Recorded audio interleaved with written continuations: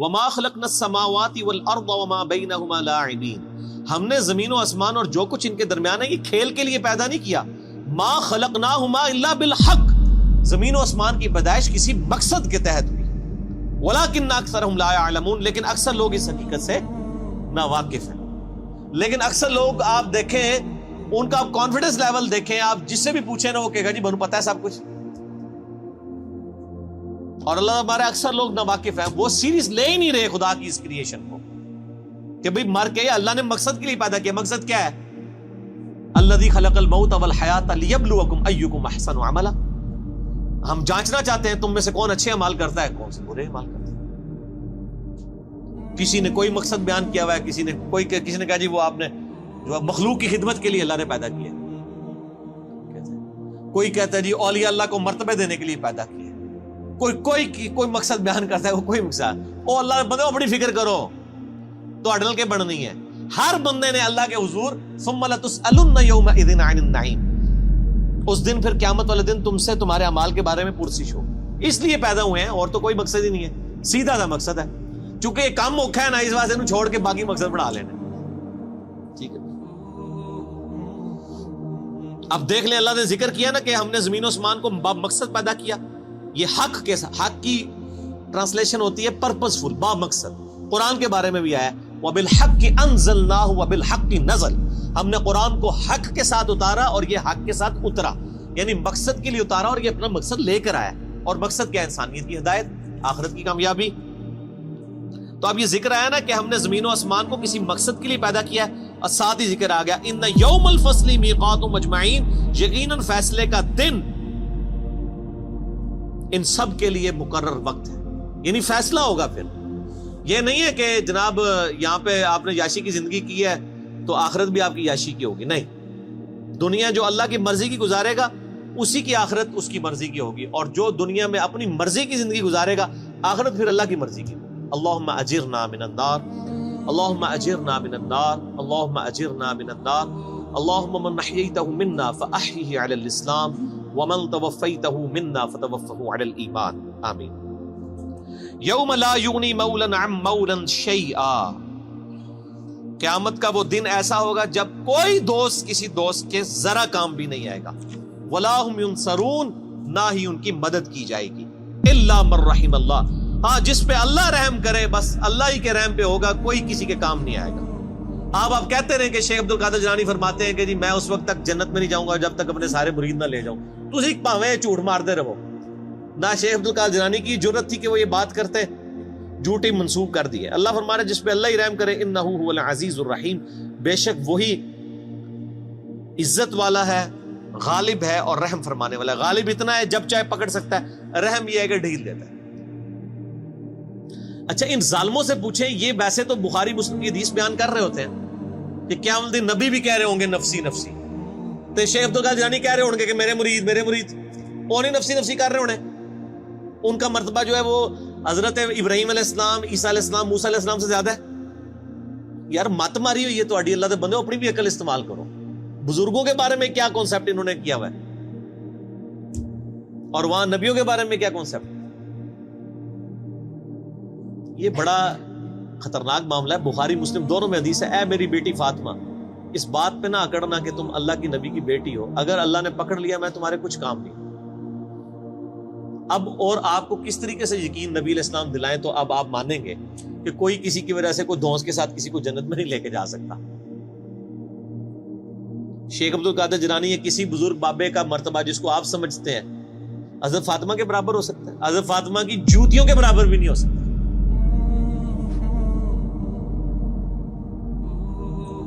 تو آپ دیکھ لیں کتنے بڑے بڑے انہوں نے لوگوں نے دعوے کیے اپنے بزرگ بابوں کے بارے میں.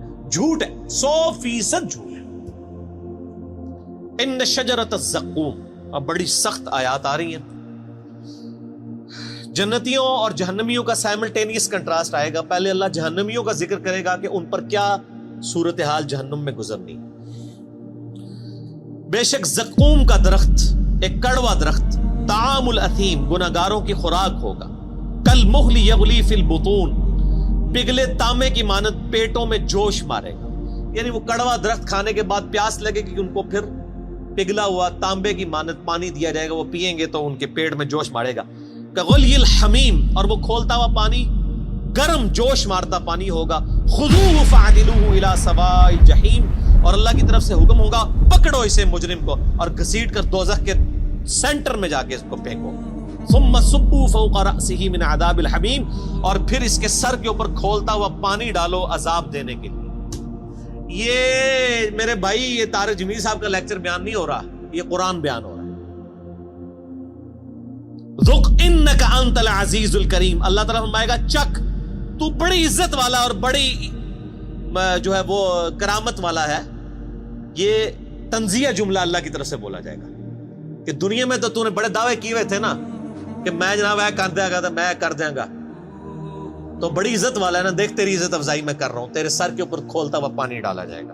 اللہم اجرنا من النار، اللہم اجرنا من النار، ان ھذا ما کنتم بہ تمترون، یہ ہے وہ چیز جس کے بارے میں تم شک میں مبتلا ہو، یقین نہیں تمہیں آ رہا کہ ایسا ہوگا، وہ کہتے جی اینڈ تے چھاڑ ہی دینا اللہ نے، بس ایویں تھوڑی تمکی شمکی ہوئے گی بس۔ یہ یہودیوں کا عقیدہ تھا، ان کو میں نے پھکی دنیا میں دی ہوئی ہے کہ آپ، وہ کہتے ہیں اللہ بڑا غفور رحیم ہے، یہ ماں دیکھو، ماں کوئی دوزخ میں پھینک سکتی ہے کسی بچے کو، اللہ تعالیٰ کیسے پھینکے گا؟ میں کہتا ہوں جی آخرت تو کسی نے نہیں دیکھی، میں آپ کو ویڈیو نہیں دکھا سکتا، قرآن تو موجود ہے نا، یہی پڑھ کے دیکھ لو، یہ کون ہے، یہ قرآن کس نے نازل کیا ہے، یہ جو آیات پڑھ رہی میں نے گھر بنائی ہیں جن کے اندر یہ سارا ذکر آ رہا ہے۔ تو میں ان کو دنیا میں ایک مثال دیتا ہوں کہ آپ کہتے ہیں نا ماں نہیں یہ چاہے گی، تو میں آپ کو دنیا سے ایک مثال دیتا ہوں کہ آپ اور میں بھی کبھی نہیں چاہیں گے کہ آپ کا کوئی دشمن ہو، اس کے 4-5 چھوٹے چھوٹے بچے ہوں، اور آپ اس کی دشمنی میں اس لیول پہ جائیں کہ آپ اس دشمن کی بیوی کو مار دیں۔ آپ کہیں گے نہیں یار اس کا کیا قصور ہے، اس کے بچوں کا کیا قصور ہے، رحم کھائیں گے نا کہ یار اس کی ماں مر گئی بچوں کی، ان بچوں کو بیوہ، جب یہ بچے جو ہیں وہ یتیم ہو جائیں گے تو جو ماں کے بغیر رہیں گے، اور نئی جب ستیلی ماں آئے گی ان کے ساتھ کیا سلوک کرے گی، ان کے مینٹل ماڈلز تک بدل جائیں گے، ترس کھائیں گے نا، آپ اور میں تو کھائیں گے نا۔ تو کیا اللہ تعالیٰ بھی ایسے لوگوں پہ ترس فرماتا ہے؟ کیا دنیا میں ہزاروں مائیں ایسی مر نہیں جاتی پریگنینسی کے دوران جن کے کئی چھوٹے چھوٹے بچے ہوتے ہیں؟ تو آپ کی ڈاکٹرائن مان لی جائے کہ اللہ تعالیٰ ماں سے بھی زیادہ رحم کرنے والا ہے، تو پھر کبھی کسی ایسی عورت کو موت نہیں آنی چاہیے جس کے 4 چھوٹے چھوٹے بچے ہوں۔ پھکی تو آڈے سارے بزرگوں کی کتاباں فارغ جے، میں تو پریکٹیکل مثال دے رہا ہوں، بتائیں مجھے ماں سے زیادہ پیار کرتا ہے جی، کس نے دوزخ میں پھینکے گا؟ وہ دنیا میں وہ کر رہا ہے آپ کے ساتھ، ہزاروں عورتیں مار رہا ہے جن کے چھوٹے چھوٹے بچے ہیں، اب رحم کدھر گیا؟ آپ نے رحم کا کیا کنسیپٹ سمجھا ہوا ہے؟ وہ ایک بوڑھی دادی اماں ہے جو پسیج جائے گی، اور رحم فرمانے والا ہے میرے بھائیوں ان پر جو واقعی اس کی طرف رجوع لائیں۔ وہ ابو جہل کے اوپر رحم فرمانے والا نہیں ہے، وہ فرعون کے اوپر رحم فرمانے والا نہیں ہے، نبیوں کے ماننے والوں پر رحم فرمانے والا۔ ورنہ میں نے آپ کو پریکٹیکل مثال دے دی ہے، آپ کو آخرت کی ویڈیو میں دنیا میں دکھا رہا ہوں کہ دنیا میں ہزاروں ایسی مائیں مر رہی ہیں جن کے 5-5 6-6 چھوٹے چھوٹے بچے ہیں، اللہ تعالیٰ ان پہ کوئی رحم نہیں فرماتا کہ چلو یار بچے تھوڑے بڑے ہی ہو جائیں۔ تو یہ چیز اللہ نے دنیا میں دکھائی ہے اس لیے تاکہ آپ کو یقین آ جائے کہ اللہ تعالیٰ پسیج نہیں جاتا۔ اٹ گھونسلے تھے مثالہ بیان کرنی ہے بند کرو، ٹھیک ہوگا جی؟ اللہ تعالیٰ فرما رہا ہے ان ھذا ما کنتم بہ تمترون، یہ وہ تھا جس کو دنیا میں تم شک کرتے تھے۔ کیا شک کیا کرتے تھے؟ یا اللہ جو کچھ بھی ہیں تیرے بابو کی امت سے بخشے ہی جائیں گے۔ اب سائملٹینیس کنٹراسٹ، ان المتقین فی مقام امین، بے شک پرہیزگار امن کی جگہ میں ہوں گے، فی جنات و عیون، اللہ کی طرف سے باغوں میں اور چشموں میں، یلبسون من سندس و استبرق متقابلین، وہ باریک لباس پہنے ہوئے ہوں گے اور دبیس ریشم کا آمنے سامنے بیٹھے ہوں گے۔ یعنی ان کا جو لباس ہے جس طرح آج کل بھی ہوتا ہے، وہ کیٹی کی شلوار ہوتی ہے، اوپر ململ کا کرتا ہوتا ہے، اللہ فرماتا ہے موٹی ریشم کی ان کی یعنی تہمد ہوگی یا شلوار ہوگی یا پینٹ کوئی بھی ہوگی، اور اوپر کرتے ان کے باریک لباس ہو۔ کذالک، اور یوں ہی، وزوجناہم بحور عین، ہم ان کو بیاہ دیں گے موٹی آنکھوں والی حوروں کے ساتھ۔ اب یہ حوروں کی ڈیٹیل کے لیے آپ طارق جمیل صاحب کے لیکچر دیکھیں، جو جس چیز کا ایکسپرٹ ہے اس کی طرف ریفر کرنا چاہیے. ادھر ہیں وہ ایکسپرٹ, وہ آپ دیکھیں. یدعون فیہا بکل فاکہۃ آمنین, اور وہ منگوا لیا کریں گے ہر قسم کا پھل اطمینان سے, جو ان کی خواہش ہوگی اللہ تعالیٰ ان کے سامنے رکھے. لا یذوقون فیہا الموت الا الموتۃ الاولی, وہ نہیں چکھیں گے وہاں پر موت کا ذائقہ بجز اس موت کے جو وہ دنیا میں چکھ چکے, بس ایک ہی موت. اچھا میں جنت کی آیات سے نا اس طرح ہی گزر جاتا ہوں نا, تو لوگ کہتے ہیں جنت لیکچر دو, جنت لیکچر. یار جنت لیکچر تو اتنا کچھ ہے, وہ آپ وہی پڑھ لیں. آپ بخاری مسلم میں جنت کا چیپٹر پڑھ لیں, مشکات کی 30 جلد میں جنت کا چیپٹر پڑھ لیں, ٹھیک ہے جی.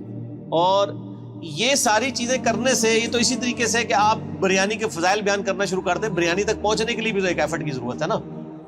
تو وہ سب کو پتا ہے دنیا میں, میرا خیال ہے جنت کے بارے میں تو سب کو ہی پتا ہے, دوزخ کے بارے میں لوگوں نے انڈر ایسٹیمیٹ کی. تو جس چیز کی ضرورت ہے وہی کریں, اور یہی صحابہ کا طریقہ بھی ہے. بخاری مسلم اٹھا کے دیکھیں, جب حضرت عمر کو زخم لگا ہے تو ان کے پاس آ کے صحابہ کہہ رہے ہیں کہ آپ کی وجہ سے اللہ تعالیٰ نے اسلام کو اتنی شوکت دی ہے, رومن پرشین امپائر گری ہے, اور ہم اللہ سے امید کرتے ہیں کہ آپ اللہ کے حضور آپ تو بخشے بخشائیں. یہ بخاری مسلم دونوں میں ہے. اس زخم کی حالت میں انہوں نے کہا میں تو بس یہی چاہتا ہوں کہ جو کچھ میں نے اسلام کے لیے کیا نا, اس کے بدلے میں اللہ صرف میرے گناہ معاف کر کے مجھے برابر چھوڑ دے.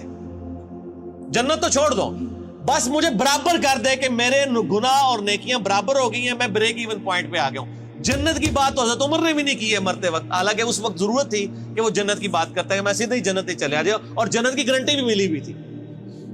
یہ باتیں نہیں کسی کو یاد. جب ہم یہ باتیں کرتے ہیں ہمیں کہتے ہیں جی کڑوی کڑوی باتیں ہر وقت کرتا ہے. تو حضرت عمر بھی کڑوی کڑوی باتیں کرتے تھے, حالانکہ وہ تو موت کے وقت تھے, اس ٹائم تو ضرورت تھی وہ جنت کی باتیں کرتے. انہوں نے کہا بس مجھے اللہ برابر ہی چھوڑ لینا, اتنا ہی کافی میرے. او بھائی عقل نہ ہوئے تھے موجے ہی موجاں, اور عقل ہوئے تھے سوچے ہی سوچا. جسے عقل ہو اس کو سوچ ہوتی ہے. حضرت عمر کو عقل تھی, آپ کو عقل نہیں, آپ کے بزرگوں کو, آپ کے واعظین کو, آپ کے علماء کو عقل نہیں ہے, اس لیے وہ آپ کو مٹھی لوریاں دیتے ہیں. ٹھیک ہے مست رہو, ٹھیک ہے, انہاں نال ہی ہو گے کیا عمل داڑے, ٹھیک ہے. وہ ہمارے ساتھ لوگ بات کر رہے ہوتے ہیں نا, جی یزید نو برا نہ کرو, ہم کہتے ہیں جی ٹھیک ہے اللہ آپ کا حشر یزید کے ساتھ کرے.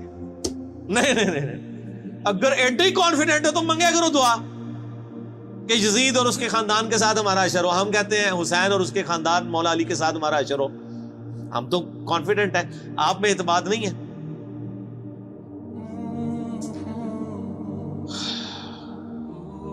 لا یذوقون فیہا الموت الا الموتۃ الاولی, اس میں کوئی موت کا ذائقہ نہیں چکھیں گے جو دنیا میں مبارل چکھ چکے وہی. وَوَقَاهُمْ عَذَابَ الْجَحِيمِ, اور انہیں عذاب جہنم سے بچا لیا جائے گا. یہ ہے میرے بھائیوں کامیاب لوگ. بخاری مسلم میں حدیث ہے کہ قیامت والے دن موت کو مینڈے کی شکل میں لا کے میدان حشر میں ذبح کر دیا جائے گا. جنتی پریشان ہوں گے اور دوست کی خوشی کے ساتھ آ رہے ہوں گے کہ شاید کوئی ہمیں موت لکھ دی جائے تو ہم فارغ ہو جائیں.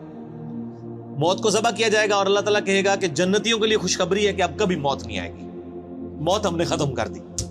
اور جہنمیوں کے لیے یہ بری خبر ہے کہ موت ہمیشہ کے لیے ختم ہو گئی ہے, اب تمہیں اسی عذاب میں ہی رہنا ہے, موت مانگنے سے بھی موت نہیں آئے. جنتیوں کے لیے موت کا ختم ہونا خوشخبری, اور جہنمیوں دوستیوں کے لیے سب سے بری خبر.